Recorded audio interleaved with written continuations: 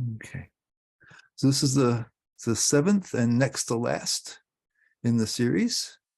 And we're getting into pretty high level topics here, kind of above most of our stations here. We'll do the best we can with that. So leading into Lord Chaitanya chanting this the sixth verse, it says that natural humility and eagerness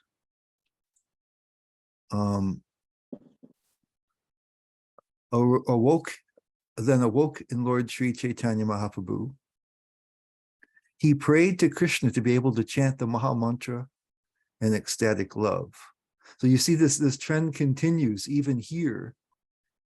Even more humility is coming about, and then this eagerness. This is going to be a real a feature of this stage of bhakti that we're going to have here. But also the humility continues. Right? It's, with every stage there's deeper and deeper humility. This is why in the third verse, those qualities in the third verse, it says, carry you to love of Godhead, because they're integral parts of bhakti. And as bhakti increases, they increase.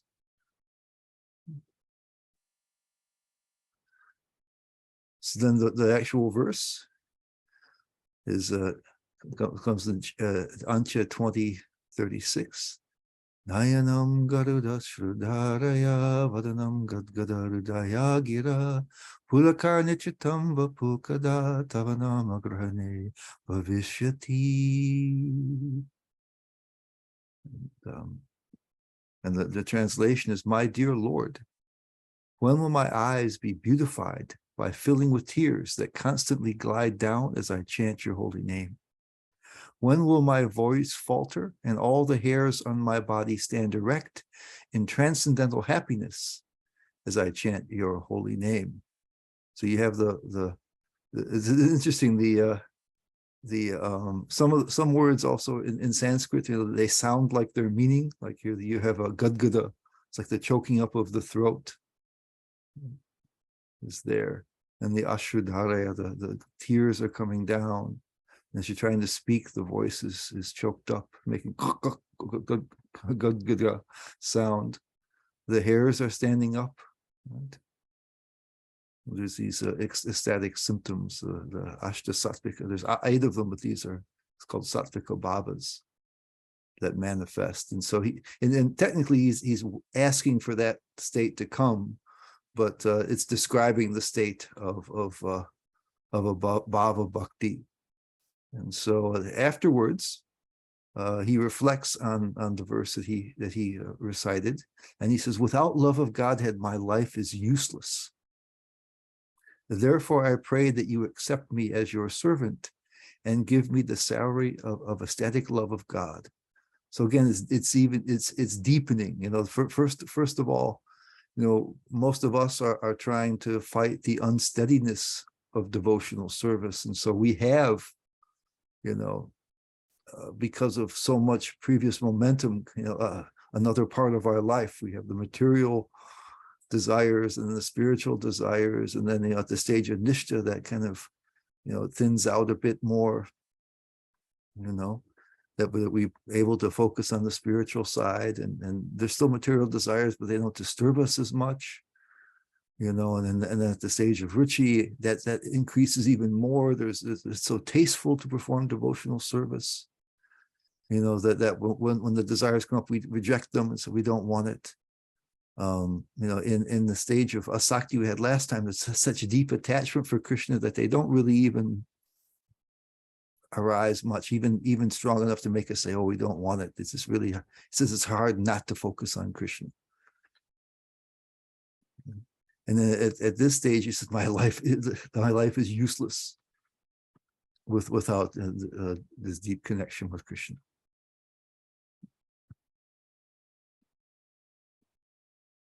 Yeah, so it's bhava, or ecstatic love, is the stage that Bhaktivinoda Thakur and others ascribe to this verse. This is a description of the mentality of someone in the stage of bhava. And here we won't go back to, we said that our problem is that our heart is very hard. We're not appreciative, we're not grateful, we're self-centered. And we come back here to this verse. It's a quotation from the Bhagavatam in the 2nd chapter, but this is quoted in Chaitanya Charitamrita. If one's heart does not change, tears do not flow from his eyes, his body does not shiver. That's another of the astakas of the Bhavas. Another one.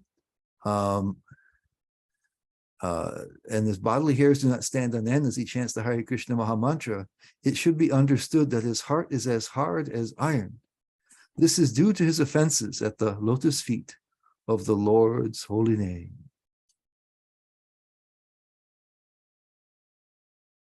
So, and then this from the Bhajana Rahasya, from the Bhajana Rahasya, trying to help somebody here. Excuse me, I'm trying to help somebody else connect here. I don't know if I can do it.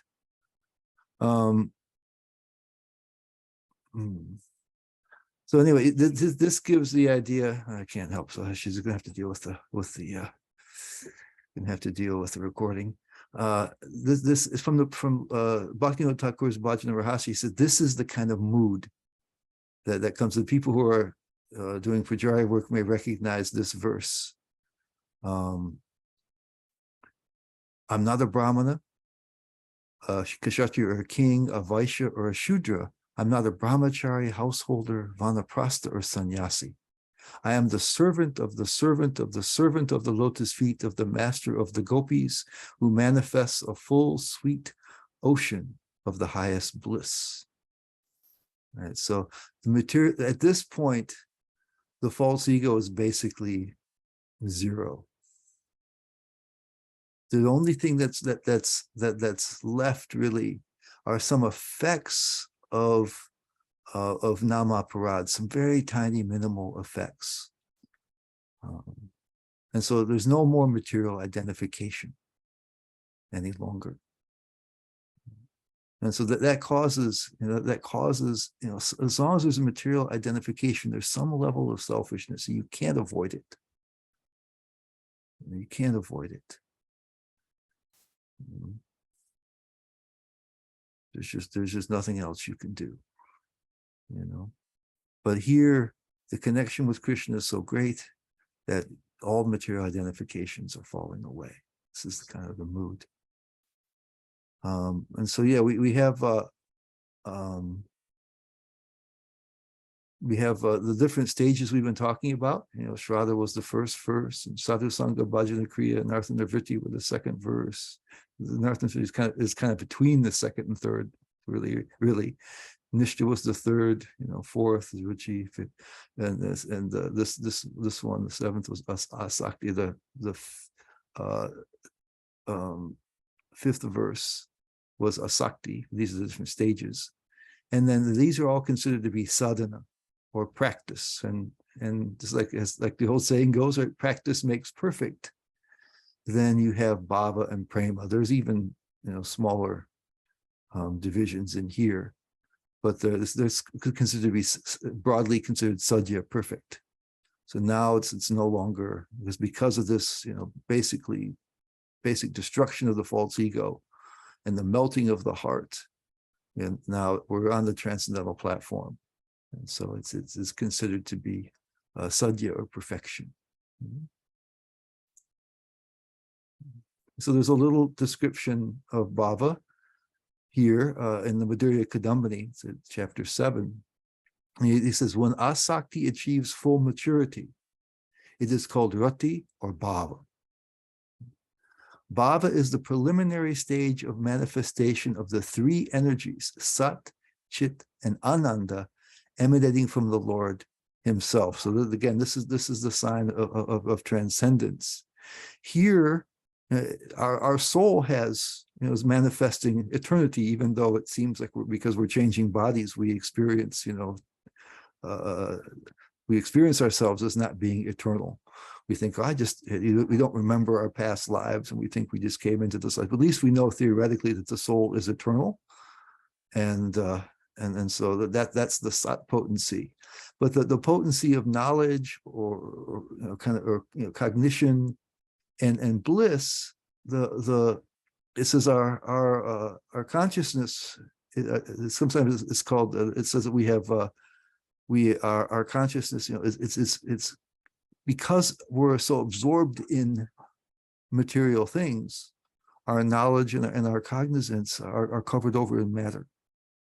They're degraded, and so we don't have knowledge. Even we mentioned how in the very first verse, how the mirror is covered by dust, so we can't even see ourselves properly. So the power of consciousness, we're absorbed in matter, and so that's degrading our knowledge, degrading our ability to perceive, just degrading the conscious. And then our bliss, is sense gratification, trying to have the combination of the senses, and this includes the mind and the intelligence and the ego with the environment. So it's coming from outside.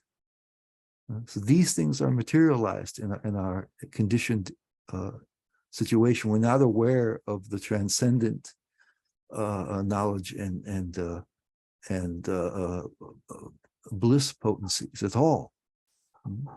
These things are distorted when we enter into the material realm. So here now suddenly we're having access to the Satchit, the divine Satchit and Ananda. So now we can see ourselves. Now we can see Krishna.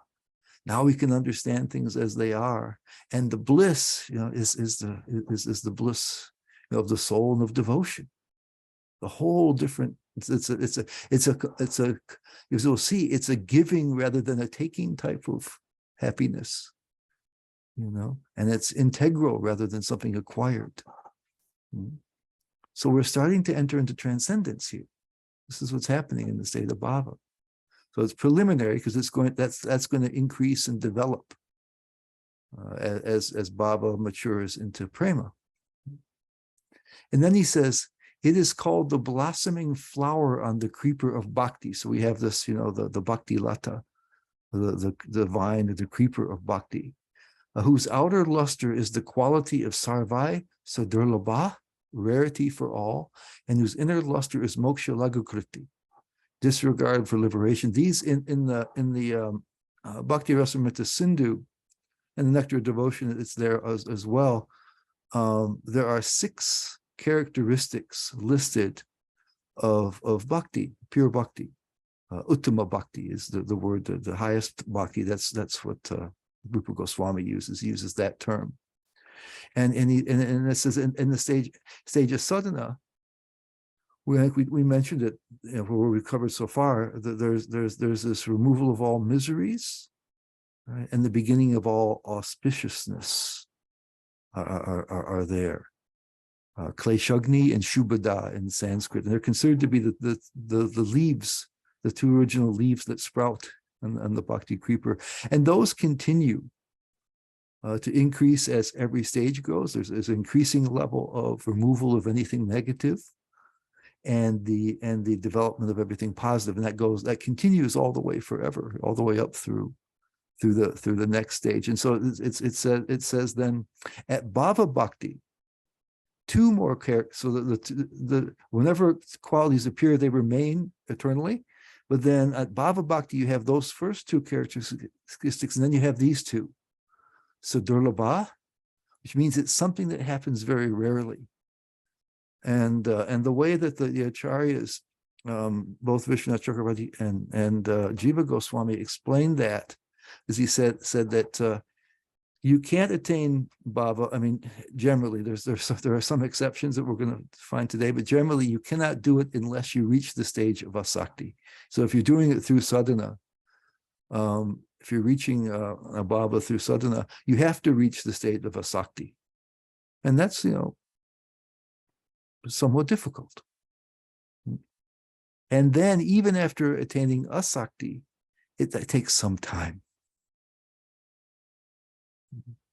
So most people aren't practicing bhakti. Those that are, takes some time to reach asakti.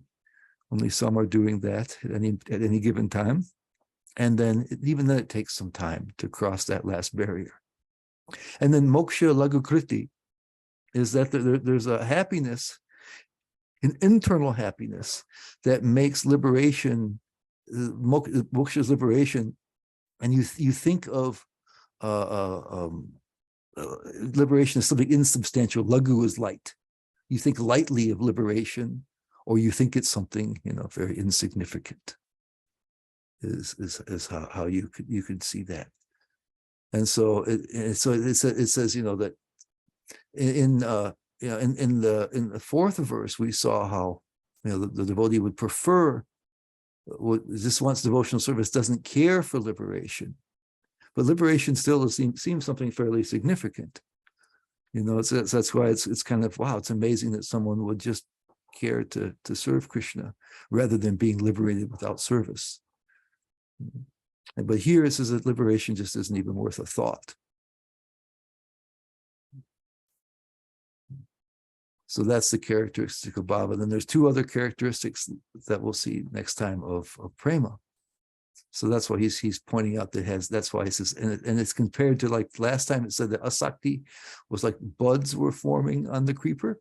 Now the buds are blooming. There's flowers, and at prema there'll be fruit. That's how it's described. We're getting very close. So the blossoming flower of the creeper of bhakti. And then he says, really powerfully, he says, just one particle of bhava uproots ignorance completely. Right, and that we see in the nectar of devotion, that the root of all of our material entanglement is ignorance, avidya. And Rupa Goswami gives that we starts out with avidya that causes us to perform karmas, and that's the root cause of everything. And so it says one particle of bhava uproots ignorance completely. So moreover, by the profuse release of its fragrances, right? Bhaktivinoda Thakur talked about how bhakti makes you have a tender feeling towards Krishna. Well, this is now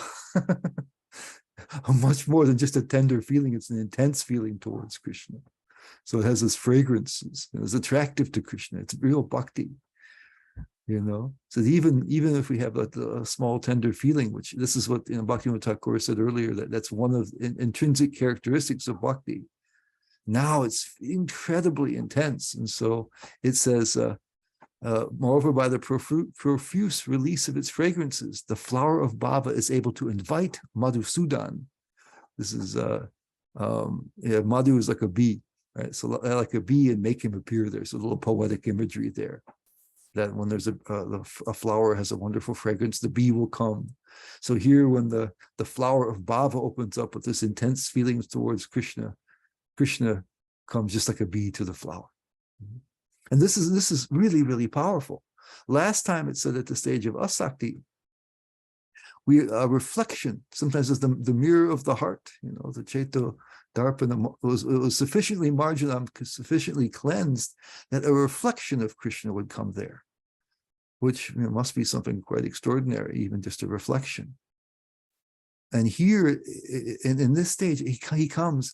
It's an internal experience, that they say, that you don't see Krishna through your eyes until prema, but on the inside, in the heart, or in the mind, in your internal perceptions, you see Krishna as he is. It's not a reflection any longer. It's really Krishna. And we know Krishna's. We know that Krishna is the all attractive, but at this point in our existence, we don't have any good idea just what that means. But we'll see next time just how mind-blowing it is to encounter Krishna.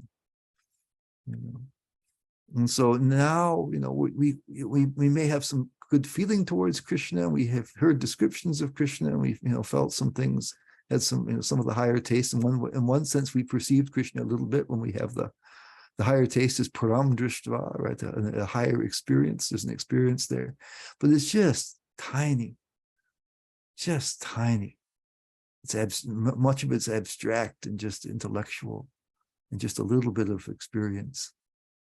So when Krishna, appears in full, it's just indescribable. And so this deepens everything. It deepens the indebtedness, the gratitude, the humility. Here's that person who's been helping you. Here's that person who reached out. Here's the person that wants a connection with you. Wow. And so again, more humility, more indebtedness, more gratitude, more wonderful feelings towards him. It just deepens everything. And then Srila Prabhupada in the Nectar of Devotion, he talks about this. It's interesting. Some part of this here is a really interesting kind of poetry composed by Srila Prabhupada. You can see it when you see the actual verse in the Bhakti Rasamrita Sindhu. You can see where he's drawing it from, but actually he comes up with this kind of a beautiful composition here that's kind of plays off that. So he said, so this is Nectar Devotion, chapter 17, ecstatic devotion. It says, by the process of executing regulated devotional service, one is actually elevated to the transcendental stage beyond the material mode. So that's, goes along with what we've heard so far. Modes of nature. At that time, one's heart becomes illuminated like the sun. The sun is far above the planetary systems, and there is no possibility of its being covered by any kind of cloud. Similarly, when a devotee is purified like the sun, from his pure heart, there is a diffusion of ecstatic love, which is more glorious than the sunshine. And what he took from, really, it says that Baba is like a ray of sunshine of prema. We'll see the actual verse from the Bhakti Rasamrita Sindhu.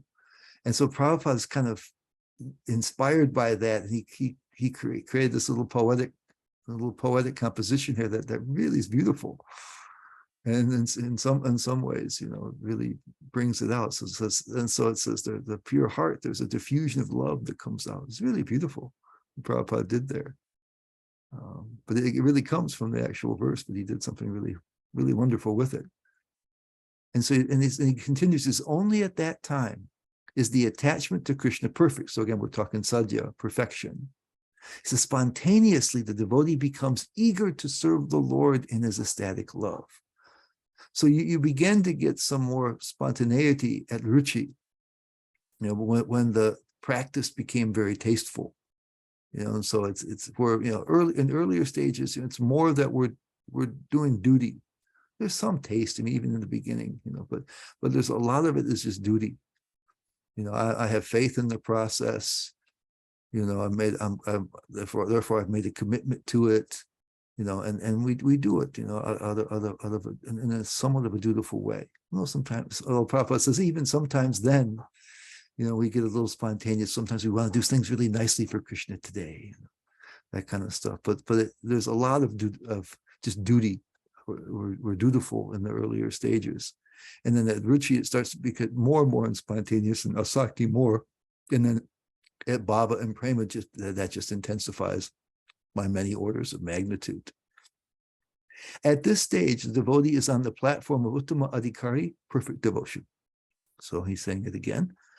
Such a devotee has no agitation from material affections and is interested only in the service of Radha and Krishna, and no selfish motives any longer, even tiny remnants. And there's always some tiny remnants, as long as the false ego is there, there's some tiny remnants of selfish desires. You can't avoid it. They become very, very small and rarefied.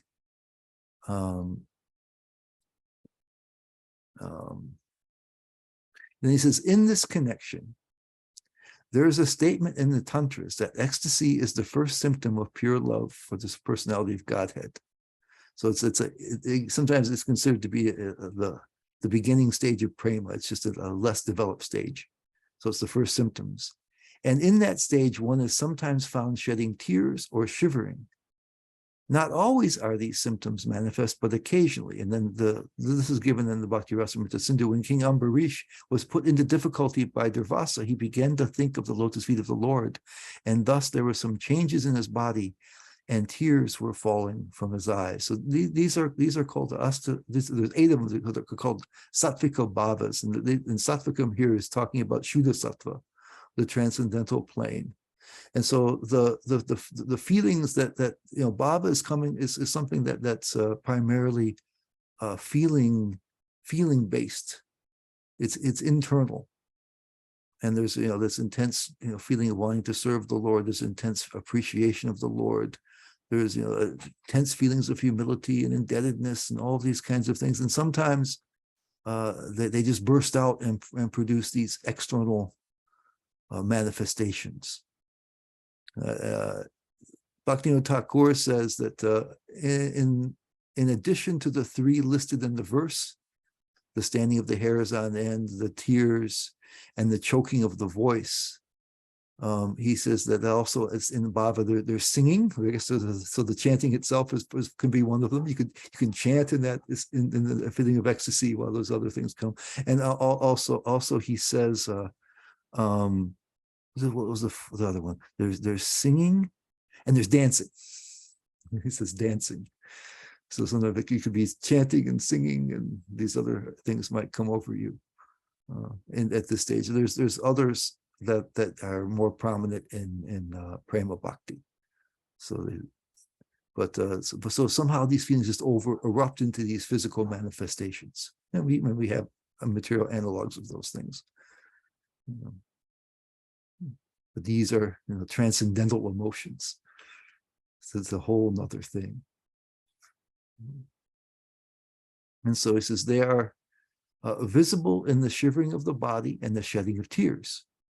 After the outward appearance of these ecstatic symptoms, they stay within the mind, and the continuation of the ecstasy is called samadhi. This stage of appreciation becomes the cause of future exchanges of loving affairs with Krishna.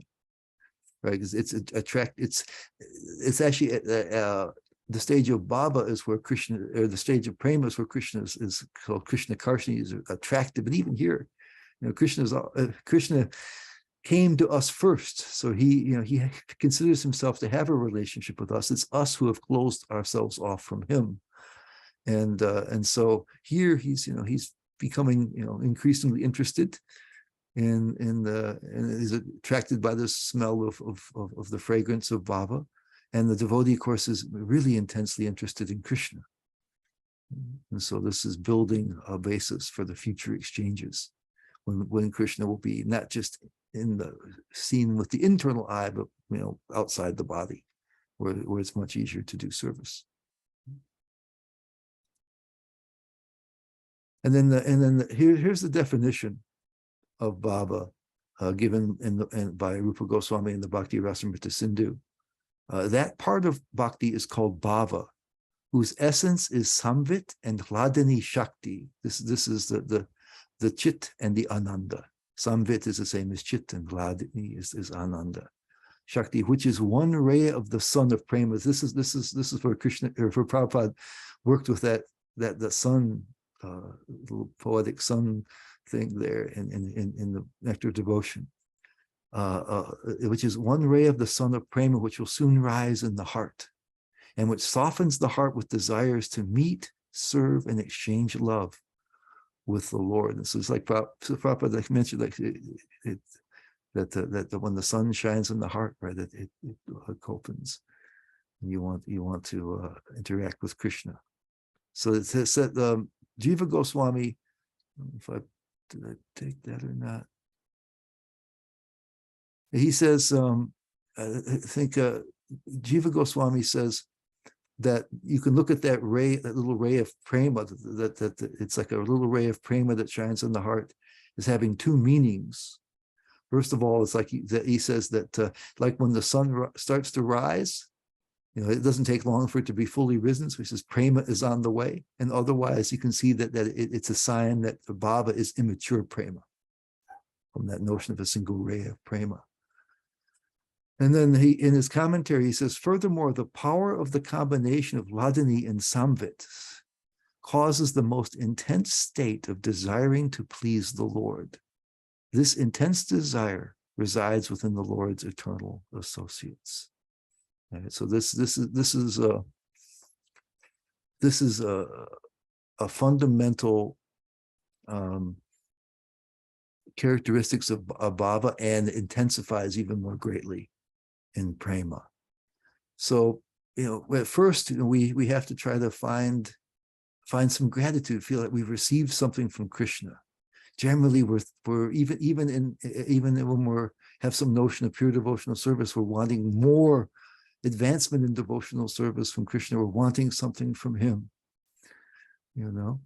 and it's only more as our appreciation for Krishna deepens and our humility deepens, realizing who we're dealing with and how fortunate we are, and how fortunate we are to have any contact with Krishna whatsoever.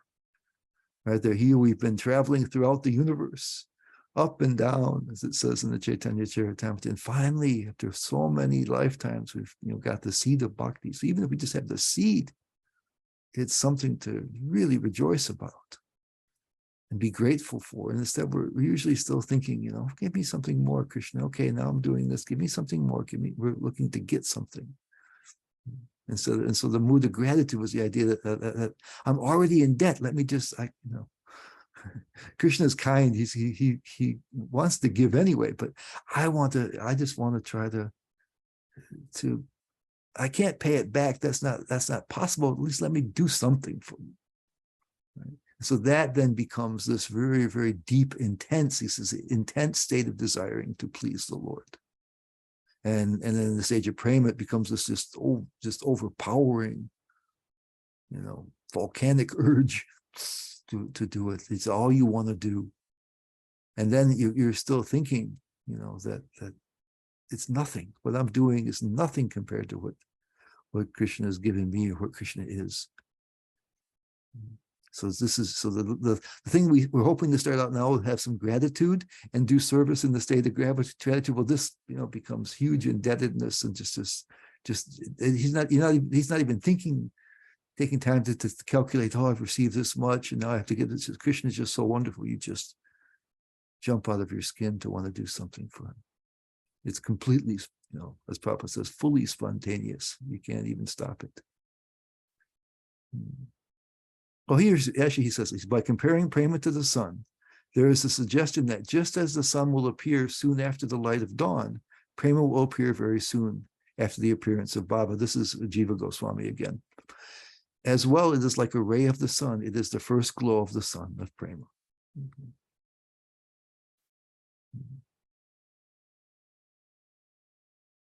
Yeah, so here he mentions the Sattvika Bhava. Sri Rupa Goswami says, in a tantra, it is said the preliminary state of prema is called bhava. There are a few Sattvika bhavas, such as tears in the eyes and hairs standing on end. So we've got also, there's the choking of the voice here in the Siksastaka verse. And Bhaktivinoda Thakur says at this stage, there's also, two more, that are there. But there's 8 of them, and they get much more intense in prema. And then Prabhupada, he again in the Nectar of Devotion, he says elevation to the stage of ecstasy can be possible in 2 ways, and this is following the Bhakti Rasamrita Sindhu very closely. One way is by constant association with pure devotees. And here's where Prabhupada actually makes an interesting change. The other way is by special mercy of Krishna, or by the mercy of a pure devotee of Krishna. The actual verse, and Prabhupada kind of swings back to it, but the actual verse in the Bhakti Rasamrita Sindhu is by sadhana. One way is by sadhana, and here Prabhupada substitutes by constant association with pure devotees.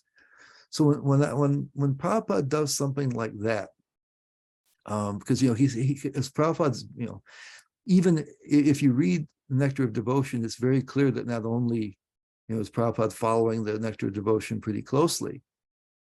He said because it's a summary study, he can emphasize some things more. He can do some things with it. He has some liberties because he didn't call it the Bhakti Rasamrita Sindhu, but he follows it closely. And also some of the things he writes in there are clearly from the commentaries of Vishwanath Chakravarti Thakur and Jiva Goswami. So he's not only familiar with the text, but he's familiar with the commentaries. Prabhupada would always translate, with the use of the commentaries.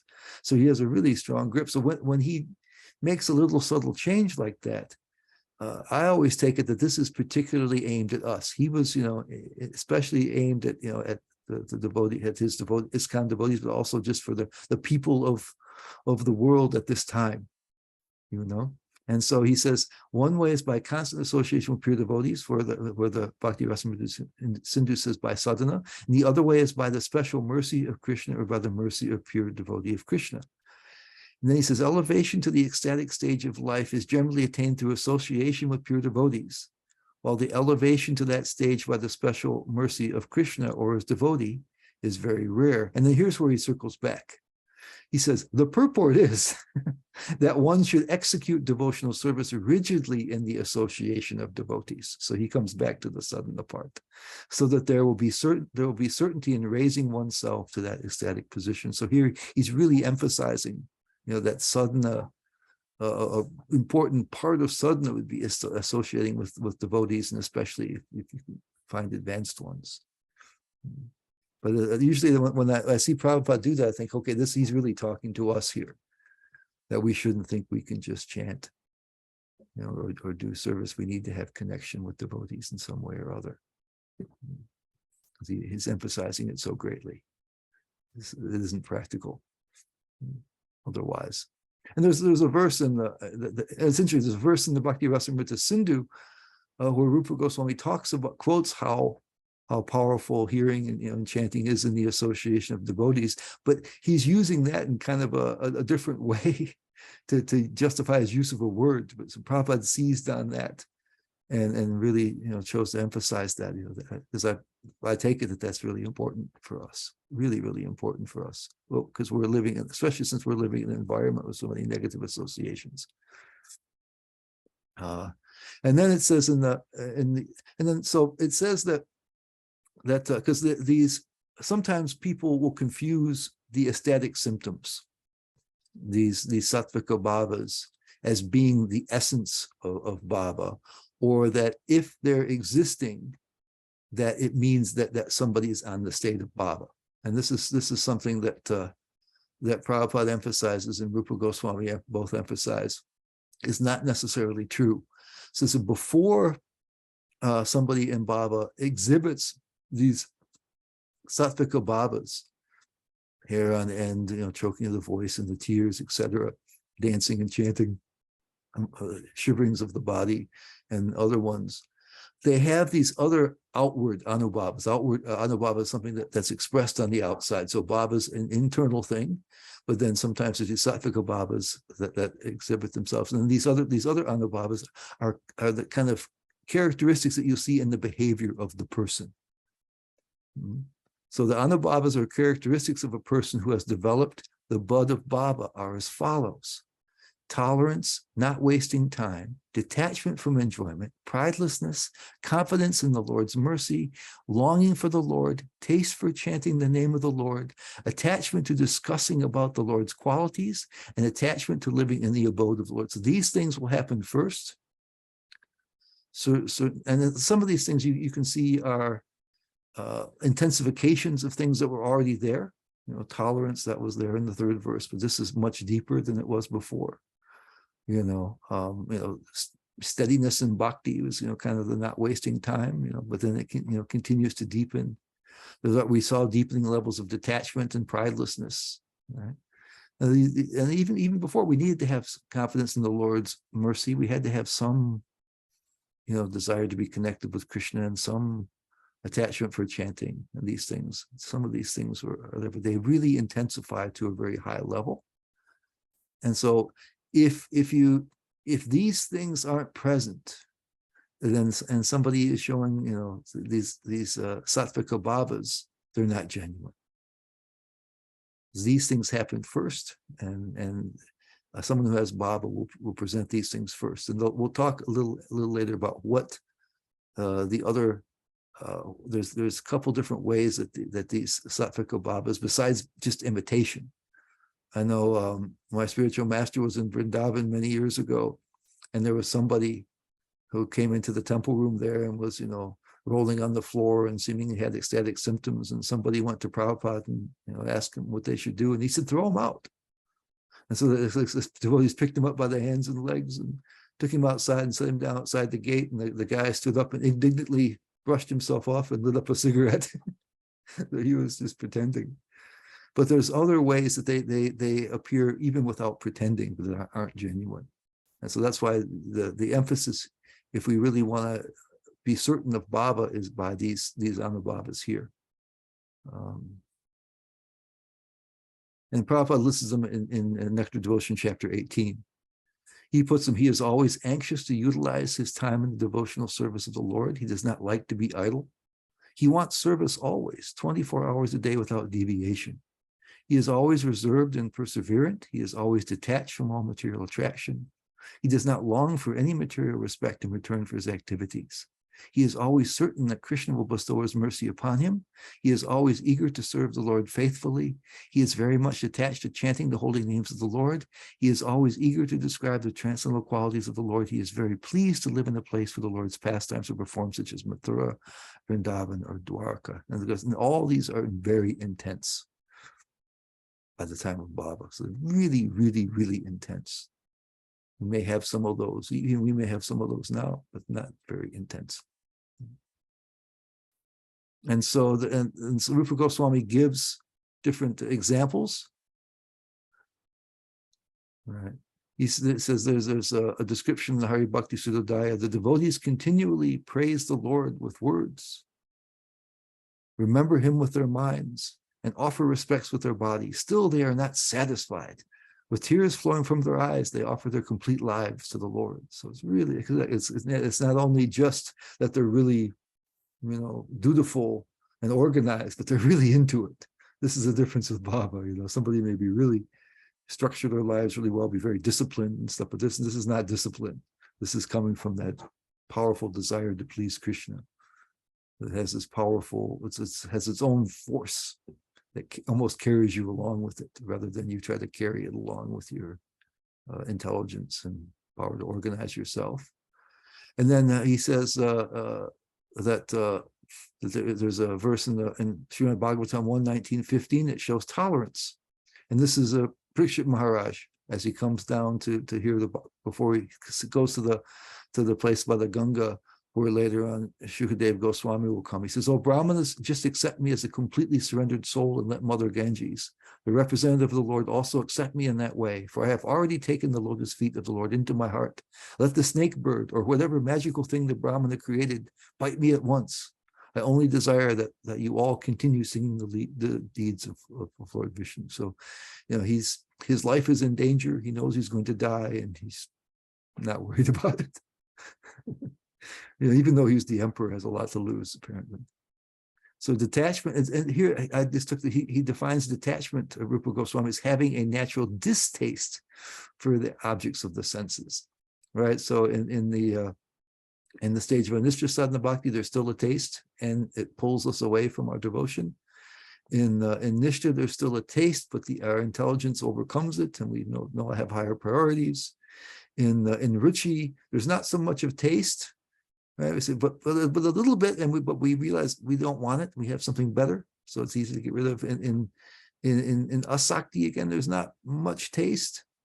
Pretty much, we don't even consider it. And then in Bhava, it's like those things are even distasteful. Yuck! Even if it would ever come up, you would think yuck. This is a distaste, right? The opposite. So usually, detachment means you don't have a taste, but here you have distaste. It goes further. And then the detachment here is Maharaj Bharat, right? While in the prime of life, the great Maharaj Bharat gave up everything because he was fond of serving the Supreme Lord, the Supreme Personality of Godhead, Uttama Shloka. He gave up his beautiful wife, nice children, great friends, and an enormous empire. Although these things were very difficult to give up, Maharaj Bharat was so exalted that he gave them up, just as one gives up stool after evacuating. Such was the greatness of his majesty. So, and then pridelessness, it says this in the Padma Purana, King Bhagirath, although the crest jewel among kings, went out begging at the house of his enemies and offered respects to the dog eaters because he had rati for the Lord. So, this is, you see some of that in the third verse, but this is really intensified.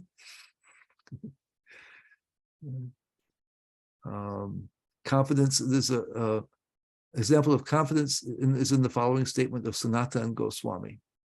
And this is the verse itself was a little less clear, but this is from Vishwanath Chakravarti Thakur's commentary, how he reads what was meant by the verse. I do not perform any hearing and chanting with devotion. I do not concentrate my mind on the Lord. I have no knowledge of the Lord, nor do I perform any service for the Lord. I do not have a birth suitable for serving the Lord. I have been born among the lowest people. By seeing or touching them, one must bathe for purification. My unflinching desire for you, who make yourself readily available to the least qualified, gives me great disturbance. So somehow he's saying, he has confidence in Krishna even though he feels that he has no qualifications. That Krishna is so kind. At the stage of Baba, right, there's just so much humility. You don't think that there's any way you could earn or deserve it, even though now you're really beginning to attract Krishna. So again, super humble there. Longing for the Lord is Krishna Karanamrita, Vivamangal Thakur. I long to see that young Krishna who enchants the universe with his bent black eyebrows, with his thick eyelashes, with his attractive shifty eyes, with his soft words which melt the heart, with his sweet red lips, and with the intoxicating sounds emanating from the clear notes of his flute. And this one is where it's quoted from isn't said in the Bhakti Rasamrita Sindhu. And also Prabhupada just quotes this in the Nectar of Devotion, because it's just the taste for the name is illustrated. Oh Govinda, today the young girl with a sweet voice, whose lotus eyes are streaming with tears of honey, is singing your names. So that sounds like Radharani to me also. And then attachment about the Lord's qualities is also the Krishna Karnamrita, that youthful Krishna with the qualities of Cupid, who is extremely sweet and extremely fickle, has stolen my heart. What should I do? Right? So you can't stop. Right? And then attachment for the abode of the Lord is in this verse from Padyavali, as 121. Nanda's house was here. This is where Krishna broke the cart. Here is where Damodar, who cuts material bondage, was bound up by ropes. When will I be fortunate enough to wander about in Mathura with tears in my eyes, drinking such streams of nectar flowing from the mouth of an elder of Mathura? So that's attachment for the abode of Krishna. So then he says,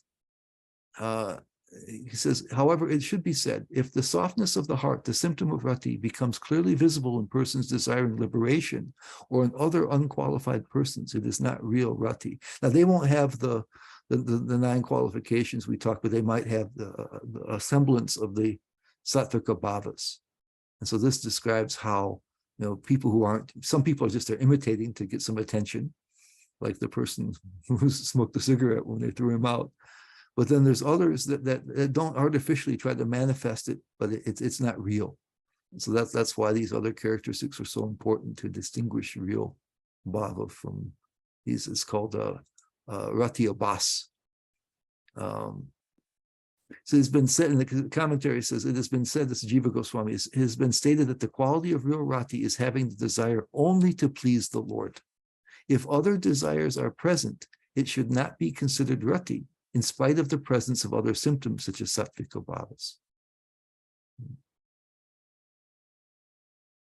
So there's 2 kinds of these things. They're called abhasas, or semblances of these sattvika bhavas, or semblances of bhava. Pratibimba means reflection, or reflection is described as follows. When there are apparent qualities of rati accompanied by desires for enjoyment and liberation, it is called pratibimba, reflection, rati abhasa. Abhasa is a semblance, and rati is bhava. So it's a reflection, an abhasa, it's a semblance of bhakti that's considered to be a reflection. This pratibimba rati abhasa awards the goals of enjoyment and liberation to those persons without their having to exert effort. It's really powerful. So it says that it says this reflection of the moon of Baba appears in the hearts of some persons who are attached to enjoyment or liberation, but who become somewhat satisfied by following the angas of bhakti. Let's say chanting, they like to chant or something, through occasional association with real devotees. That moon of Baba is situated in the sky of the real devotee's heart, and it appears as a reflection in the non-devotee for some time by its impression. That's why it's called reflection. Right, it says there's the moon of Baba in the heart of the real devotee, and by association, some of that kind of gets reflected in them if they associate and maybe do some of the chanting or some other practices on occasion. So then they might show some of these, the tears or the trembling or something may come out of them, but it's not the real thing.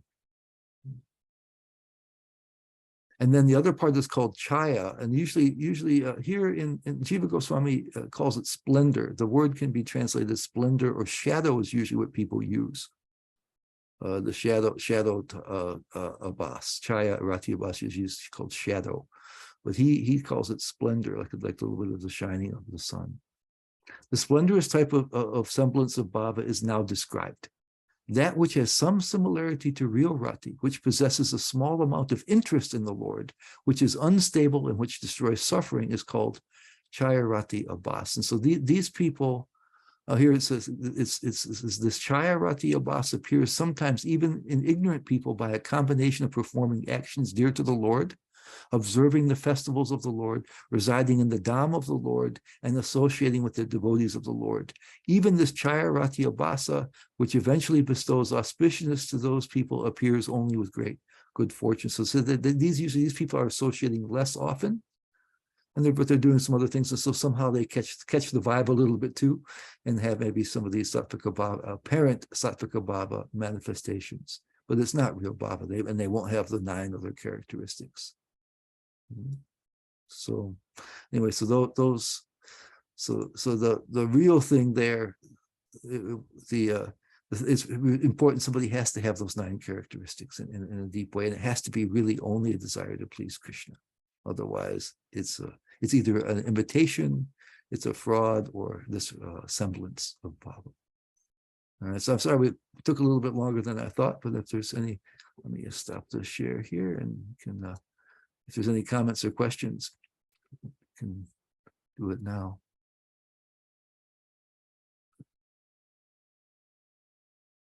Yeah, Sam? Hi, Krishna Giri. It's good to see you. It's been a while, but I did have one question. So what about like yawning and like hiccuping and all that stuff? Because those are the other 8. So we're going to talk about those next time, because they're part of prema. Okay, yeah. I didn't know if that was part of Baba or part of prema. Yeah, those are Asta means 8 Sattvika Bhavas. So there's usually going to be 8 of those, but really it's only those. Well, he says 5, Bhaktivinoda Thakur, but that can happen in Bhava. But the other ones will manifest more in prema. Okay, thank you.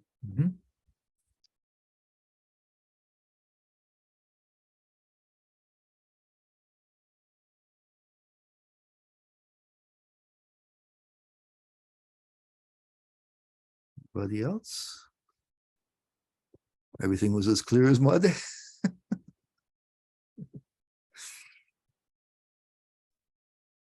Well, nobody else is going to speak up.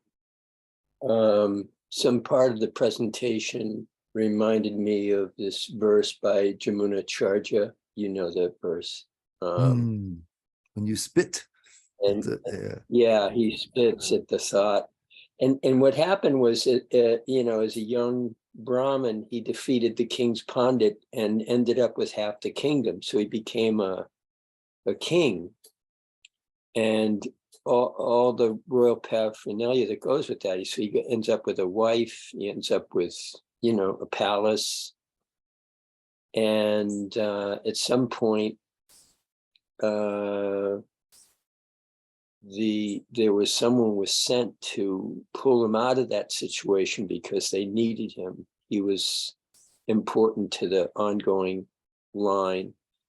So that renunciate, he knew that Jamunacharya, when he was young, he liked this wild spinach that grew in the forest. And even though it was out of season, he knew where to get it. So he would bring it to the palace cook. And cooks he told the cook, Jamunacharya, he likes this, or whatever his name was, as the king. And he says, so you should cook this for him. So it started showing up on the plate of the king. So it's not so easy to see a king, right? So, but this was clever that he did this, and Jamunacharya, he knew this spinach, and he knew it was out of season, and he was asking the king, where are you getting this? If someone's bringing it every day. And he says, bring him to me. And then when he brought him, he appealed to him very sincerely. He said, we need you back. We need you to leave all this. And he did. But after he left, he's got these memories of the palace, you know? And so when those memories would come, he would just spit at them because he had bhav, right? Yeah, yeah. So they become distasteful. Yeah. Right. Not just lose their attraction, but they become actually distasteful. Because now you have a much better idea of what you're sacrificing when you're dealing with material enjoyment, right? What you're giving up, what you're really renouncing when you're taking up material enjoyment. So it becomes really distasteful. Right. And now we're thinking, yes, spiritual life is better. I'm pretty much convinced of that. So let me try to resist the attractions. In that case, it's like, wait, I really know what I'm missing out on. So, yeah, exactly.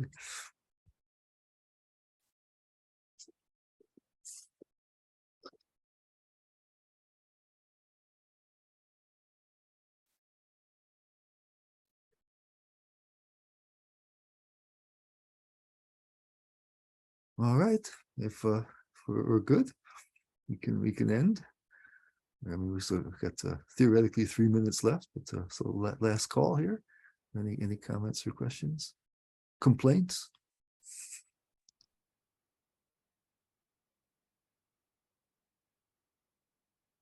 Well, I don't have any complaints, that's for sure.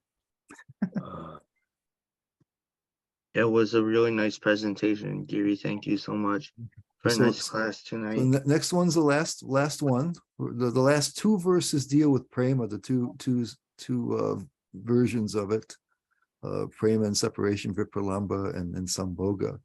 But I mean, prema, bhava is hard enough to grasp, and prema is even more far out there. So we'll cover both of those together. Hopefully one day we'll be able to understand them personally. But yeah, they're pretty far above our station right now, but we'll see what we can do with that. They're really beautiful verses. So we'll finish up next week. Previews of coming attractions. Yeah, exactly. This is what we have. I mean, the idea is, so if we get some idea, it should give us some encouragement, to continue. Yes. So it gives us some encouragement, even though it's really, way above our station here. Anyway, thank you all for today and here on this Thanksgiving weekend. So, all right. We'll see you next week, hopefully. Hare Krishna. Thank you, Prabhuji. Thank Hare you, Krishna. Prabhu. Hare Krishna.